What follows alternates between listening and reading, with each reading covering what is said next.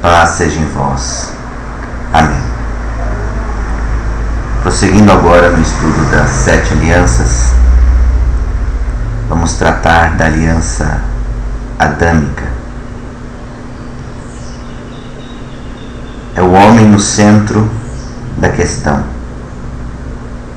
É o homem interferindo diretamente nos fatos, quer da natureza criada, inanimada, e quer da natureza consciente e racional. Porque em cada uma das alianças percebemos que a atitude do homem em relação a Deus e seus princípios interfere no tempo, interfere nas intempéries da vida, quer na chuva, ou muito sol, ou para-se o sol, abre-se mares. A natureza interage com o homem, segundo as respostas dele aos princípios de Deus. Então, entrando Adão nesse cenário, meditando na criação do homem, ocorreu-me que, ao formar a raça humana, percebíamos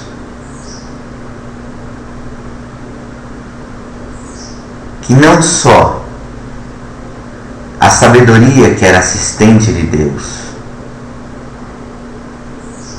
observava, via, contemplava, e por que não dizer corroborava, porque a sabedoria é Cristo, o Verbo que estava em Deus e para Deus voltou. Não só ele, mas a natureza decaída, os espíritos corrompidos e lançados nas trevas exteriores também observavam, viam a ação de Deus em tempo real, conforme sucedia.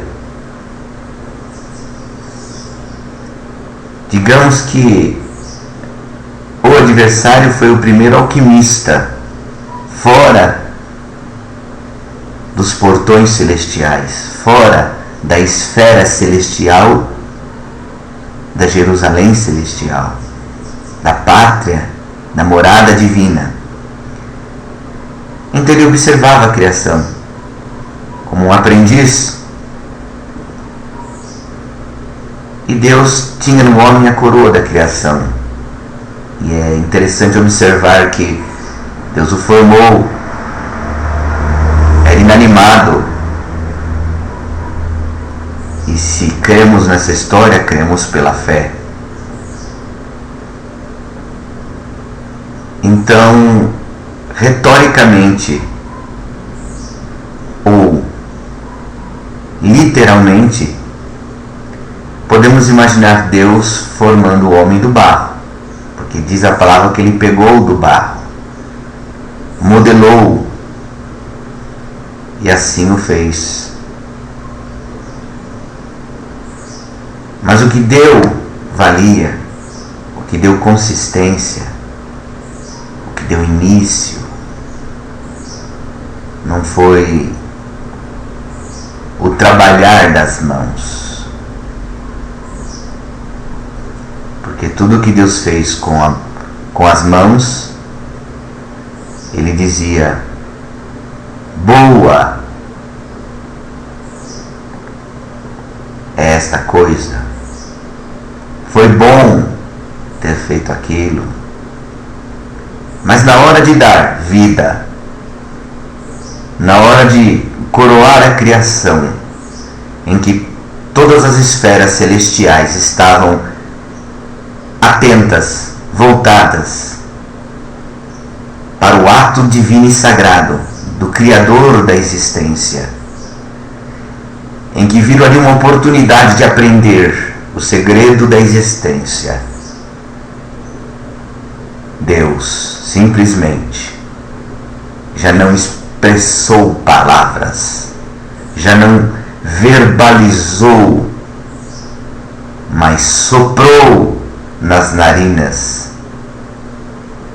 e deu vida ao homem. É difícil crer, sim, que do barro se formou o cabelo, que do barro se formou as unhas, que do barro se formou órgãos díspares na sua forma de ser, de agir, de responder aos organismos, o sangue, as células, o trabalho vital de cada órgão criado do barro, que aparentemente ou racionalmente não tem pulmão, não tem rim, não tem coração, não tem estômago, mas Deus lançou a mão no barro e fez o homem, e no sopro de Deus o segredo da vida. Feito o homem, viu Deus que o homem estava só e necessitava, como as demais coisas criadas, como todos os animais formados, precisava de uma adjuntora, de uma companheira. Então deu um sono profundo em Adão, e enquanto dormia, lançou-lhe a mão sobre a vértebra e dali gerou a mulher. Também é loucura este pensamento, mas lembre que Deus, pela sua palavra, disse que as coisas que são sábias para os homens, Deus as tornou loucura, mas as loucuras de Deus perante os homens é a sabedoria. Então posso entender, isso é só um pensamento, que aquele que ouve reflita. Para criar o homem, Deus lançou a mão no barro, na lama. Mas para criar a mulher, Deus não sujou as mãos na lama. Podemos aí tipificar a formação do primeiro homem, da primeira natureza. A figura sujeita ao pecado, sujeita a erros, sujeita a depravações, entregue ao seu livre-arbítrio. E na segunda criação, a disjuntora, podemos enxergar a igreja de Deus, a promessa oculta no ato de Deus, porque a igreja é limpa, a igreja é santa, a igreja é verdadeira. Embora muitas vezes há pessoas, e não são poucas, que buscam falhas em todas as denominações, em todas as religiões, a graça de Deus é santa e perfeita, mas quando administrada por homens, surgem as falhas, surgem os erros, surgem as dúvidas. Mas já frisei, a Bíblia explica a Bíblia, e nela contém todo o requisito, toda a ordem específica para encontrarmos nela vida eterna no paraíso de Deus. Então o homem é o pecador, quando veio o nascimento da mulher que é pura, estava mostrando para uma nova ordem das coisas. A mulher formada do homem, mas depois o homem precisava ser nascido de mulher. E as coisas que Deus faz, visível, tangível, aos olhos humanos, não são delírios da mente, não são inspirações aleatórias, é um plano perfeito, universal, eterno.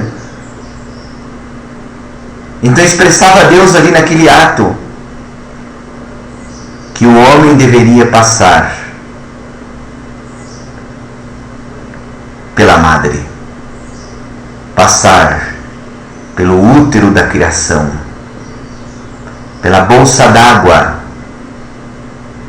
e ser alimentado pelo cordão umbilical da mulher, até que houvesse plena luz e uma nova existência. Todo aquele que não fizer o concerto com Deus, descer nas águas do santo batismo e ser alimentado pelo cordão umbilical chamado Palavra de Deus, não vai ver a verdadeira luz, que é a nova pátria celestial. Lá não há noite, nem dias, porque Deus é sua lâmpada permanente. E assim foi feito, com o sopro de Deus. Estava para a eternidade escondido o segredo da vida. E como bem sabemos, o homem e a mulher, tendo toda a terra, todo o paraíso, todo o trabalho sem dor, não lhe foi bastante, não lhe foi suficiente. E ele partiu para invenções. Partiu para tomar partido, sim, no seu livre-arbítrio. E todos conhecem a história da queda da mulher, da queda do homem e da promessa messiânica de que Deus traria um remidor. E só poderia existir, vir um remidor se houvesse misericórdia e a palavra-chave, perdão. Em toda a Escritura Sagrada não se encontra a palavra desculpa. A desculpa é uma invenção humana, por não dizer profana e diabólica. O perdão lhe requer uma ciência. O perdão requer um ato sacrificial, voluntário e verdadeiro. E o homem perdido, o homem envergonhado, o homem cego, o homem assustado, desesperado, aprendeu de Deus algo. O primeiro homem aprendeu de Deus algo que até os dias de hoje, não direi que a humanidade esqueceu, mas sim, não aprendeu o verdadeiro sentido do perdão. Nessa aliança, embora negativa, que foi adâmica, vemos em Deus, não no homem, os pontos positivos. Quando viu Deus que o homem estava nu, entregue às suas paixões, entregue aos seus medos, aos seus desvários, a incerteza, Deus procurou para dialogar. Já dissemos que Deus fez o homem para se relacionar com ele. E o homem estava escondido. Fez uma figueira, uma túnica de figueira, cobriu-se, escondeu-se, pronto. A vergonha estava estampada. E aprendemos de Deus aí alguma coisa muito importante. Na natureza humana, quando há divergência entre duas ou mais pessoas, a tendência, a lógica, o princípio é: se ele me ofendeu, que venha ele me pedir perdão. O entendimento é: eu não fiz nada para ela ou ele ter feito isso contra mim,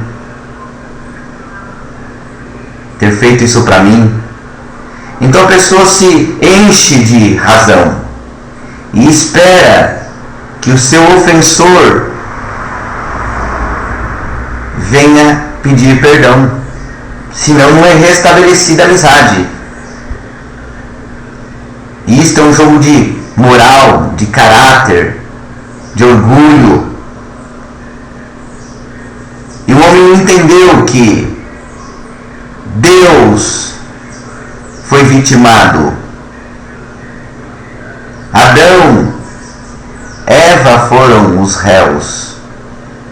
E não foram os réus que procuraram para se retratar, para pedir perdão. Porque o réu, ele está dominado pela vergonha, pela acusação,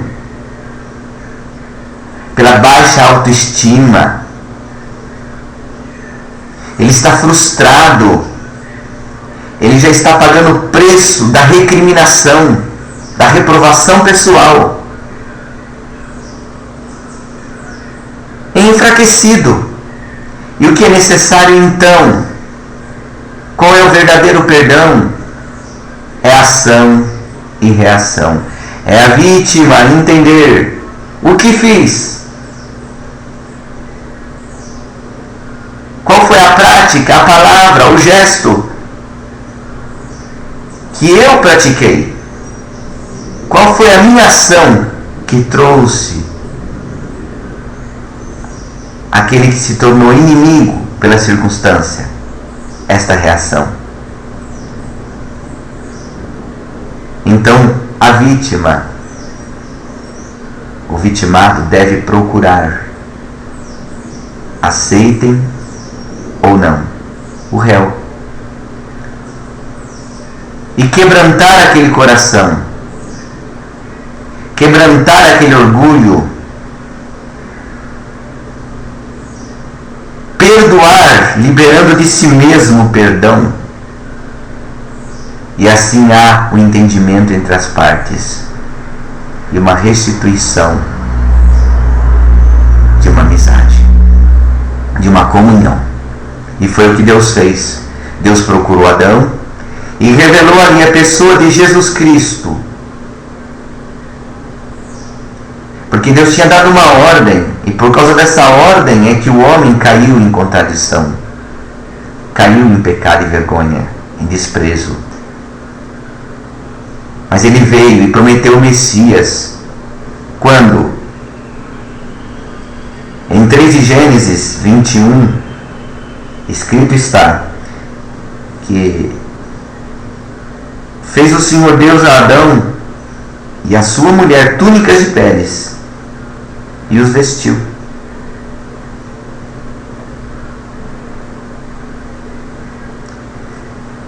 Por que túnicas de peles e os vestiu? Quando se fala de peles, fala-se de derramamento de sangue.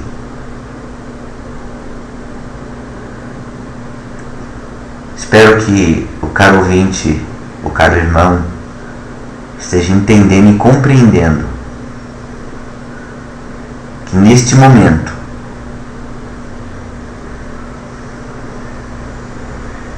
estamos dizendo que Deus matou um animal, derramou seu sangue e fez uma vestimenta para cobrir a vergonha do homem e da mulher. Este era o tipo de Cristo, dizendo a Adão: será derramado sangue, e o sangue da expiação dos pecados cobrirá vosso corpo da vergonha do pecado, da vergonha da mentira, do erro, do engano. Vos dará proteção, vos dará guarida, vos dará comunhão com Deus, amizade com Deus. E ainda prometeu o Messias, dizendo que por inimizade entre a mulher e entre a tua semente e a semente da mulher, feriria a cabeça da serpente, e a serpente feriria-lhe o calcanhar.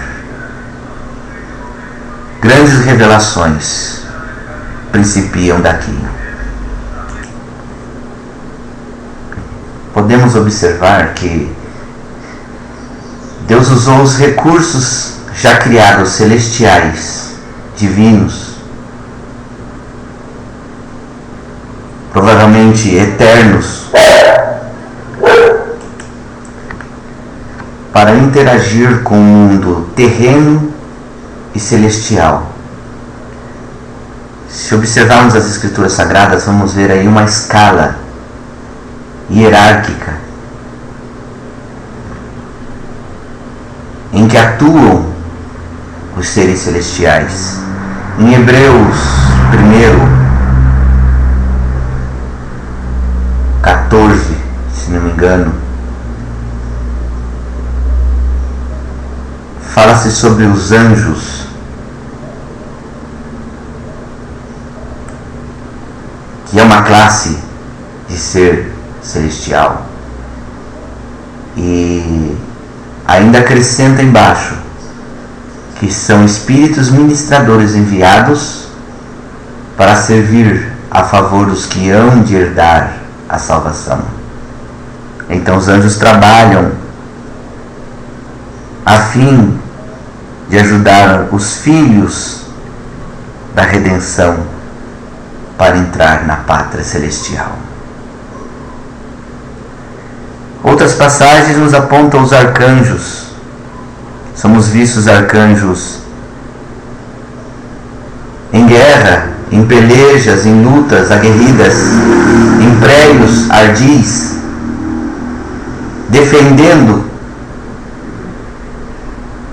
protegendo os interesses de Deus na esfera celestial,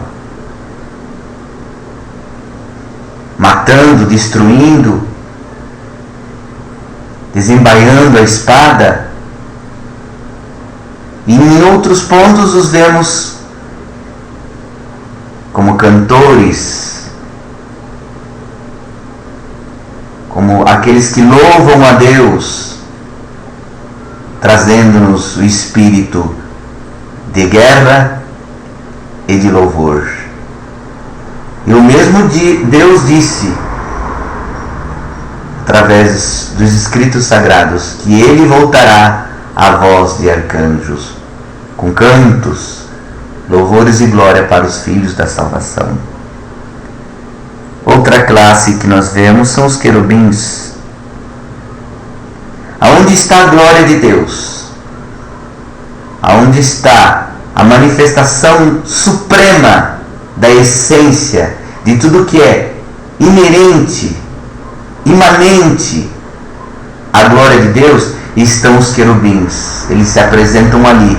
Então podemos dizer que eles são os guardadores, eles são os veladores da glória de Deus. Encontramos também os serafins, num dos pontos-chave que eu posso aqui determinar, é a passagem de Isaías escolhido a profeta, 6 de Isaías, em que um dos serafins voa até ele e com uma tenaz pega uma brasa viva, põe na boca do homem e o purifica. As coisas que são para os espirituais não são para os carnais. E que coisa linda podemos observar, sendo um serafim santo, envolvido com toda a arte de paz, de santidade, de harmonia, porque a santidade é a comunhão com Deus. Nem o serafim pôde tocar com suas mãos na brasa viva que foi posta na boca do homem. Então temos também reinos, principados, potestades, virtudes, que são graus hierárquicos e todos trabalham incessantemente, como disse Jesus: meu Pai trabalha até agora, eu trabalho também. Então bem-aventurado é aquele que trabalha incessantemente para alcançar a remissão dos pecados, entender a aliança de Deus com o homem e servir também àqueles que hão de herdar a coroa da vida eterna. Tanto teríamos para dizer, mas tratando-se, como já disse, de um estudo sintetizado, vamos à segunda aliança, a aliança adâmica. Eis o paralelo. Da amizade, a segunda aliança trouxe inimizade com a serpente, inimizade com Deus, inimizade entre homem e mulher. Houve um colapso na criação. Mas surge então a primeira promessa messiânica na Bíblia. A primeira aliança foi feita com o homem antes do pecado, no Jardim do Éden. Agora a segunda aliança veio para e por causa da crise provocada pelo homem, pela mulher, pela desobediência, pela escolha errada. Mas a primeira aliança foi quebrada e precisava Deus restaurar essa crise, a crise de amor. A primeira só tinha a lei que trazia morte, mas a segunda aliança ela é cheia de coisas negativas, porque já é baseada nas consequências do pecado. Mas apesar de tudo, esta aliança tem algo muito importante, que já falamos, é a promessa vindoura do Salvador.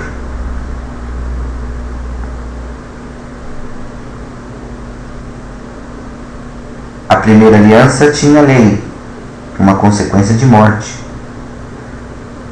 Mas glória a Deus que a segunda aliança tem a promessa da graça.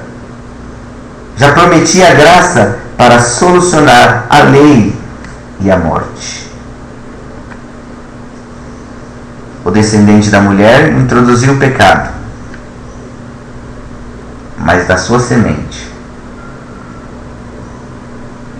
sairia aquele que esmagaria a cabeça da serpente. E quando isso ocorrer, cumprirá o Apocalipse final. Satanás estará para sempre encerrado nas prisões infernais, porque Deus não deu ordem a homem, a santo, a apóstolo, a pregador, a servo, a amigo de Deus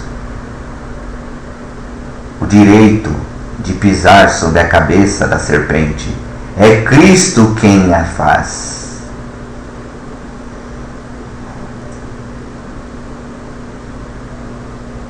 Dito isso, passamos às consequências desta segunda aliança. O homem haveria de multiplicar com dores e dominar a mulher. Foi o que disse em Gênesis 3,16. Um domínio debaixo da santidade, um domínio debaixo da comunhão de Deus, um domínio consensual.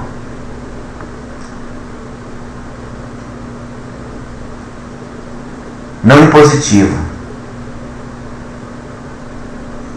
não ditador. O homem não era para ser um déspota, mas entender o lado frágil da mulher e amá-la, respeitá-la e cuidá-la. Porque eles foram, já de princípio, os primeiros a conhecer Deus e saber parte do seu caráter, da sua atitude.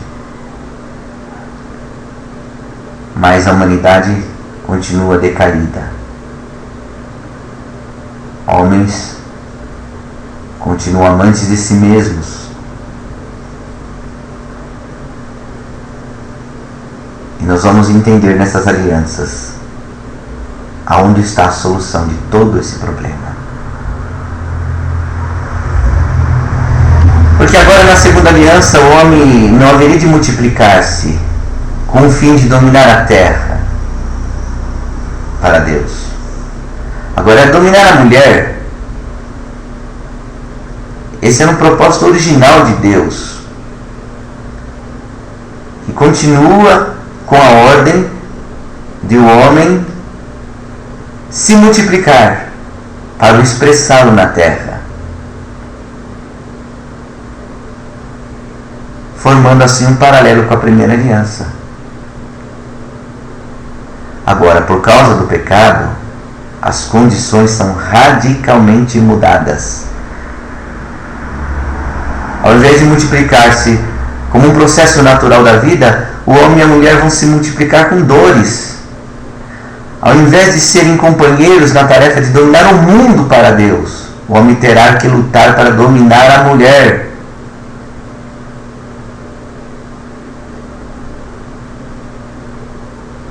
E evidentemente isto impedirá em grande parte de se dedicar a sujeitar o mundo, pois o homem terá de se ocupar primeiramente com o governo do seu próprio lar. Não lhe foi suficiente a liberdade ortogada, a paz, a harmonia.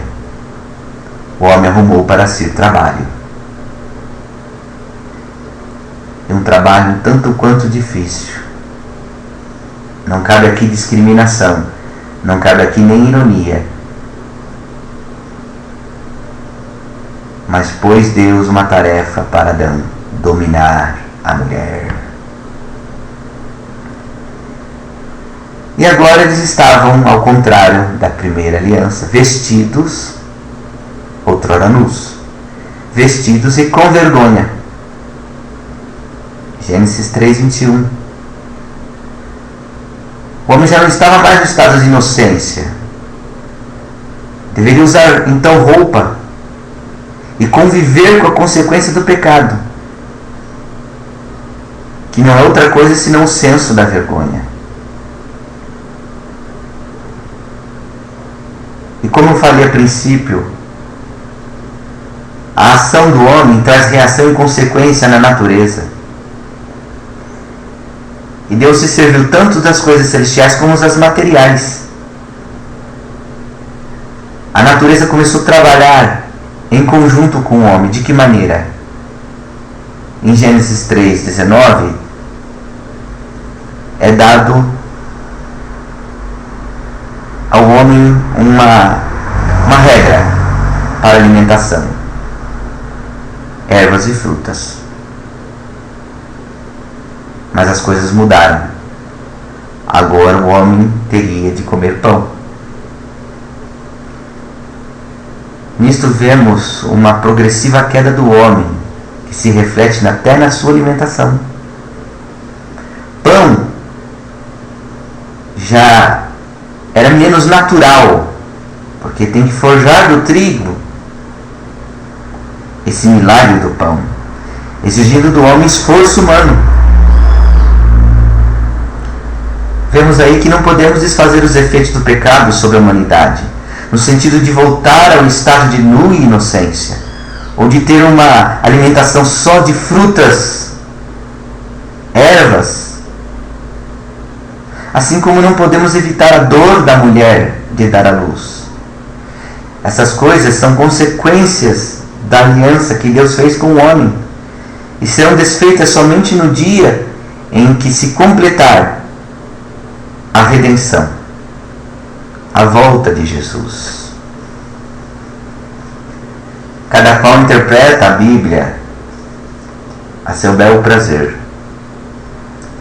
O intuito não é denegrir uma denominação, apontar outra como melhor, mais justa, mais perfeita ou inadequada. O meu compromisso é pregar, é anunciar as verdades bíblicas.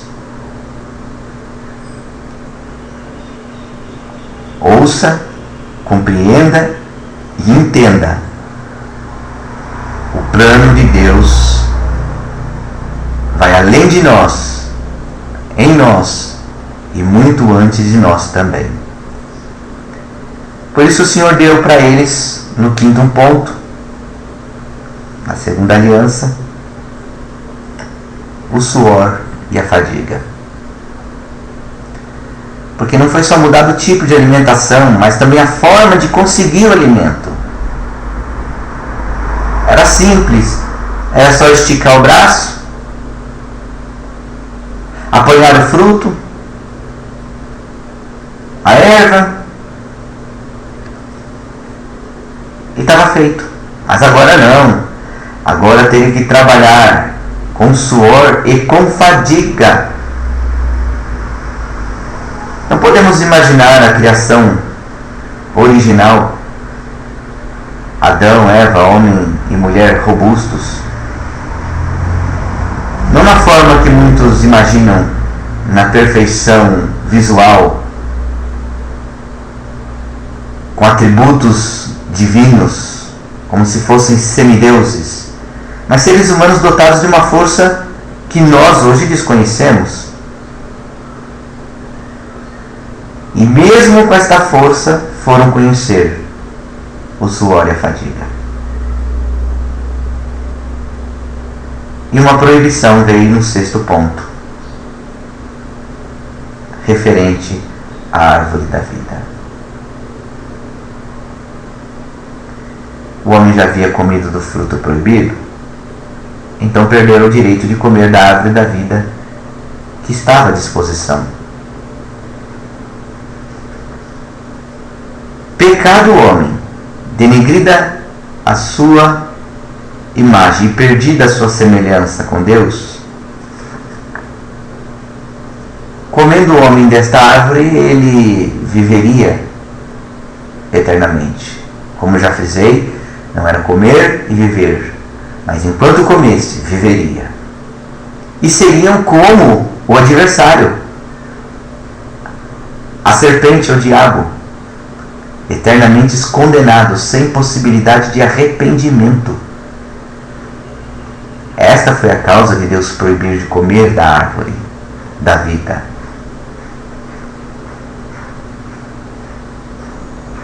E só tinha um jeito: expulsar o homem e a mulher e colocar guardas para evitar qualquer possibilidade de acontecer tal coisa. O Éden é a glória de Deus, figura da glória que está no céu, do Éden celestial. E que Deus fez? Ele colocou querubins para proteger as entradas do jardim. E uma sétima consequência: exílio e morte. Na verdade, esse é o triste fim de uma aliança negativa. São as consequências finais e drásticas do pecado. Todas as condições e todos os itens desta aliança são negativos e terminam com o afastamento do homem da presença de Deus. Ora, seria uma aliança sem esperança, com desesperança, desespero, não fosse a promessa de um Salvador que resgataria o homem dessa condição desesperadora. E ele, a promessa, venceria o inimigo mortal, Satanás, e poria paz e amizade entre Deus e o homem. Então é importante ressaltar que a aliança adâmica trouxe as consequências do juízo de Deus sobre o homem, que ele quebrou a primeira aliança. Mas mesmo nisso Deus é glorificado, pois no meio da punição, no meio das trevas, vamos dizer assim, surge a promessa do Salvador, abrindo o caminho para uma nova aliança, em um estado de vida. Estamos falando de vida. O homem está em morte, onde o homem não poderia pecar mais. Ou seja, no meio do pecado e fracasso do homem, Deus, podendo destruí-lo, acabá-lo, aniquilá-lo, bani-lo, desfazê-lo, não. Deus abre um caminho para um estado mais alto que aquele dado ao primeiro homem no estado de inocência no Jardim do Éden. A promessa de vida eterna. Aprendemos nisso. Deus nunca perde. Espero que tenham compreendido bem o intuito desta segunda aliança. Foi dito resumidamente, de forma concisa, pausada,